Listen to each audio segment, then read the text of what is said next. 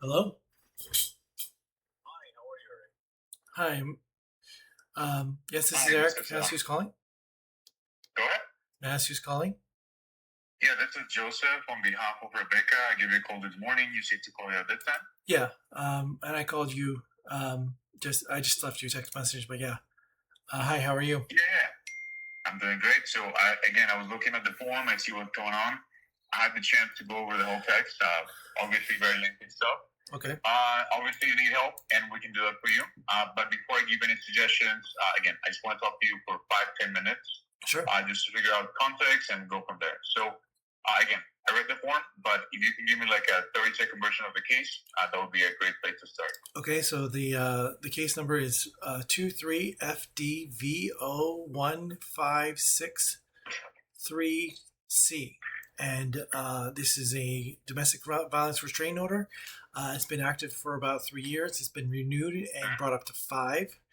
Uh, the restraining order hasn't gotten, from what I've been told, the restraining orders are supposed to get looser as time goes by, but this particular one has gotten more stricter. I was seeing my son about once or twice a week, and then it came to every other week, but it became overnights, and then when the restraining order was extended, I lost all non professional supervisors. I lost all phone privileges, and I was dwindled down to five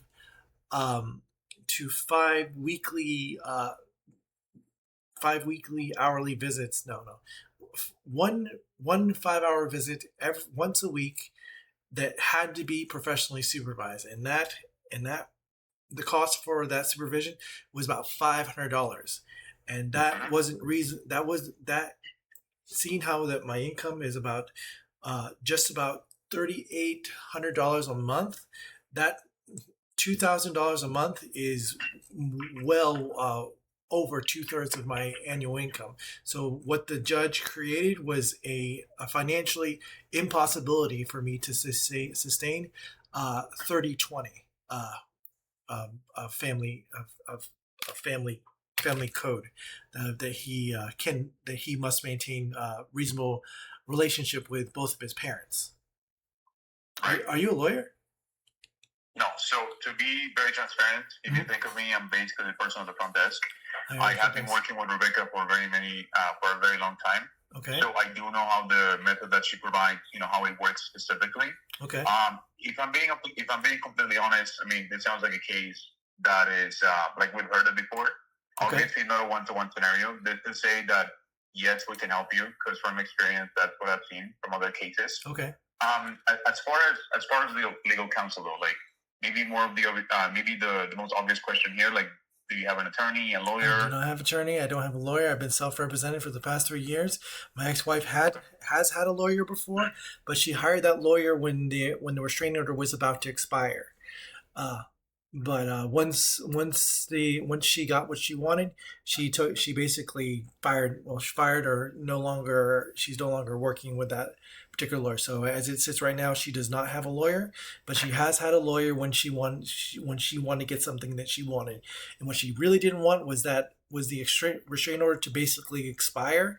So she was doing everything she could to try to extend it by 60 days here, 30 days there, and eventually she got a lawyer to basically present her evidence, because what she was the evidence that she was presenting was complete violations of 593, which is no 596, which was completion, and yeah, and over the past few years she's been using trial by ambush, which is a complete violation of 356. Right. And yeah, so, and the funny thing about it is the original restraining order didn't have any records of any violence. Everything has been all the only reason why this restraining order keeps getting stricter is almost completely simply because of judicial discretion. No, there haven't been any records of violence. There, even during the restraining order, there's no. I mean, me and her have talked, and we've gotten into arguments, but the evidence that she presented were all fragmented, incomplete. It was there. She was falsifying the evidence, so only a small part would be revealed. She didn't see what acted on, and when she presented 88 pages of evidence, when she found out the restraining order was about to expire, I basically debunked the entire thing with about 140 pages of evidence, basically showing the entirety of every single conversation. However, my ex-wife has been lying to the judge quite often, and in one particular occasion where she basically said, "Why didn't you listen to the mediator about the father of your child getting his visitation?" And she basically said, "Well, I got legal advice that I don't have to listen to you, and I don't have to listen to the mediator." And so after that day, that's when she basically hired an attorney, because she just basically kind of screwed herself over and said, "I was getting legal advice, and here she is." But if you looked up when she hired it, the judge would probably find when she asked her that question and when she was hired. Basically, she said in response, because she knew she just kind of screwed herself over legally. But I don't know what it was, but when she got a lawyer together, when the lawyer had like all these legal documents and legal stamps on all on everything I already debunked, the judge basically gave her everything she wanted, because what I used to have was overnights, a handful of non-professional supervisors, my brother, my sister-in-law, a few close friends, and when it got extended, all those people got taken off. All my phone privileges were taken, and I was reduced to basically a phone call that basically said, for the past 3 years, and this is the truth of the matter, is for the past 3 years, I was ordered to go to counseling. I was ordered to go to therapy, but I went through that through the VA. And my supervision was all non-professional. So for the past 3 years, I had not paid any money to supervisors, no money to counselors, because it went all through the VA. And the judge basically made a new restraining order that basically said, try to have a relationship with your son now without paying a dime. Because if you don't pay, it'll show that you're a non-compliant, uninvolved father. Because we just made it literally impossible for you to have a relationship with your son without paying our people. Do you understand? So yeah, this whole thing was a complete violation of 3020, and because it's literally made it impossible for me to see my son without paying 2/3 of my income. Okay, so keep in mind, if I'm a little quiet, it's because I like to take notes. I like to be very diligent when it comes to people's cases. So from what I'm seeing here, I mean, the solution is what here? So there's a couple options. I want to ask you what fits your situation the best. So do you want to get a lawyer, or do you want to more so try what you said in the form, as far as like not reacting, but building up a roadmap and doing it pro se? Okay, so what I kind of want is someone I can have on call to give me legal advice about the documents that I'm writing, and and quite possibly somebody to represent me in court, so I don't say anything stupid. I'm autistic, and I tend to over explain a lot of things, and there are things that I want to say to the judge that I don't think would help my case, because these are almost personal attacks about the judge's character, or her level of corruption of seeming to want these supervisors, counselors, and therapists to get paid. Every single person I speak to on one of these court-ordered lists knows my situation, and they usually say a particular thing. You want my services, you want my documents, you want to see your child, you need to pay. And I feel like this is a hostage situation, where it's like I get one phone call basically once a week, basically saying, we have your son, he's okay, but you still need to pay your ransom. Okay, yeah, I see what's going on. So obviously, very hard situation. Horrible to treat someone like this. Yeah, absolutely. As far as one part of that, like the leverage, building up a roadmap, like pretty much everything you said in that form, we can do it for you. Right. The thing about representing you, it's like we're not really a firm in the sense that Rebecca, yes, she's a top 1% attorney, but she's retired. Okay. So what we do is more so case by case consultations. Mm-hmm. Now, we used to do referrals as well, but we don't do them. We don't do them anymore. Okay. What we can help you with as far as that, and think of this as more of a secondary thing, to be honest. We can help you with understanding how to do the sourcing, how to do the betting, how to actually find someone who's going to be worthwhile for your case. Okay. So that you don't get someone who's going to be, wasting your time, wasting your money. I guess just to get an idea, and I ask this because I understand, what you said about the income right now. Uh-huh. If you were to get a lawyer, like, do you have a range for how much you'd be able to put down as far as a retainer? Maybe.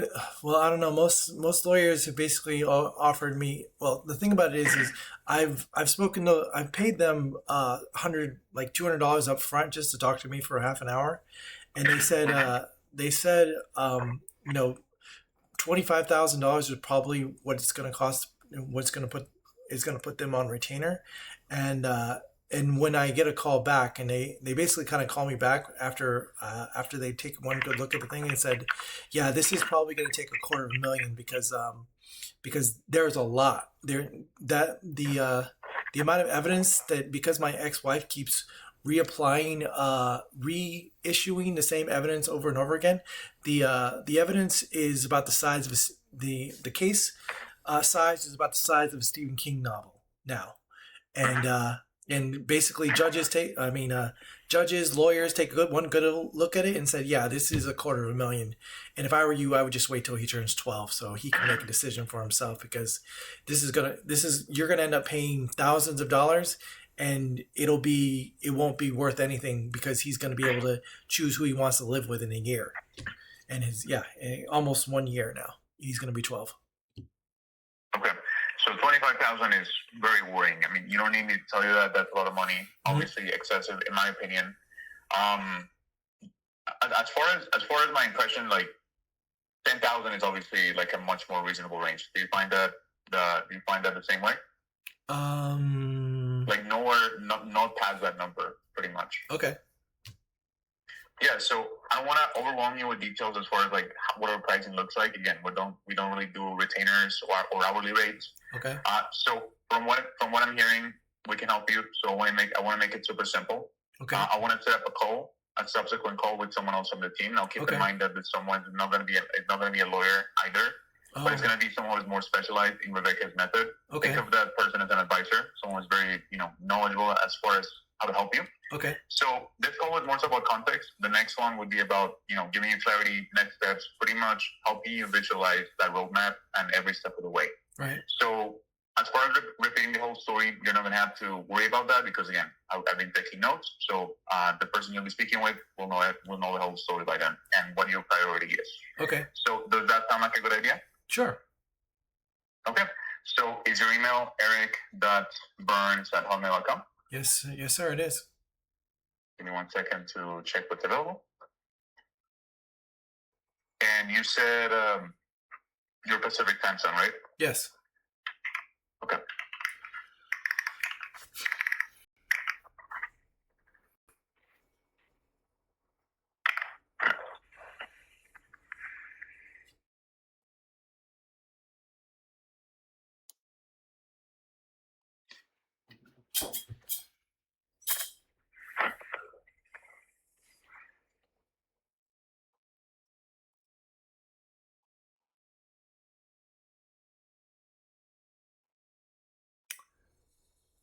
Minutes. 1 second.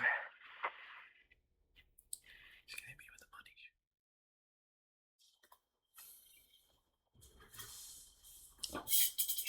He's gonna hit me with a money shot pretty soon.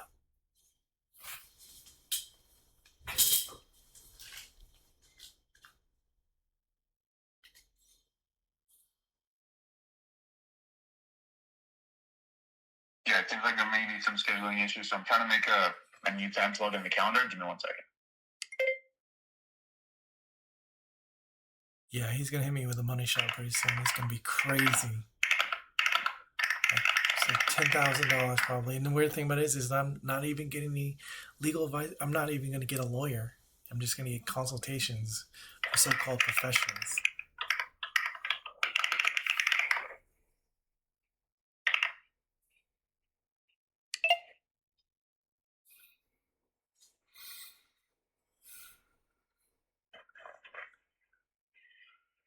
Okay, any chance we can do Wednesday? Sure, Wednesday's fine. How about Wednesday at 9:30 a.m.? Wednesday. Yeah, that's good. Okay, so I'll go ahead and book that call, and I'm going to send you a confirmation to your email. Any chance you can check your inbox if it actually went through? Yeah, I will. So it's going to be an email that says, call confirmed, your next steps. Just look for it, and you'll find the link to join the meeting. It would be through Zoom. Is that okay? Sure, thank you. Yep, I'll wait to set up a reminder as well as in that email. If you need to reschedule, just let us know. But with that being said, and unless you have any questions for me, Eric, I very much appreciate your time, and I hope you have a nice day. All right, thank you. Bye. Take care. Bye-bye.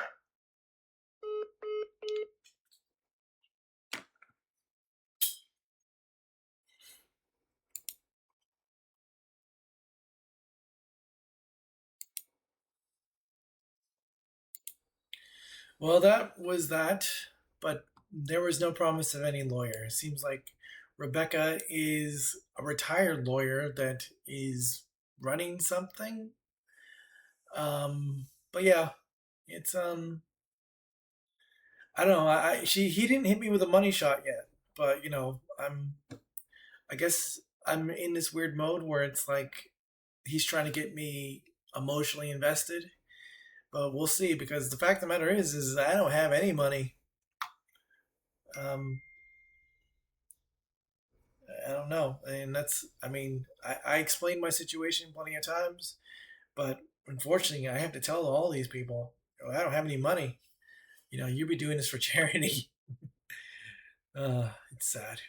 I miss my son so much, but I explain how much money I make, and it's like, well, we still want to take it, like, you know, you explain that you only make, $3,800 a month, and they're like, okay, but we can still take $10,000 from you. It's, I don't want to say it's unfair. I mean, these people go to law school for a reason, but the weird thing about his is like it doesn't even seem like I even got any lawyers. I just got like people who are in the realm of, like, I don't know, extorting uh, desperate fathers. That's what I feel like about this particular phone call. I mean, I'm still gonna reply, and I don't know if I'm gonna record, but yeah, I'm just like it still feels like I'm getting less professional help, but we'll see.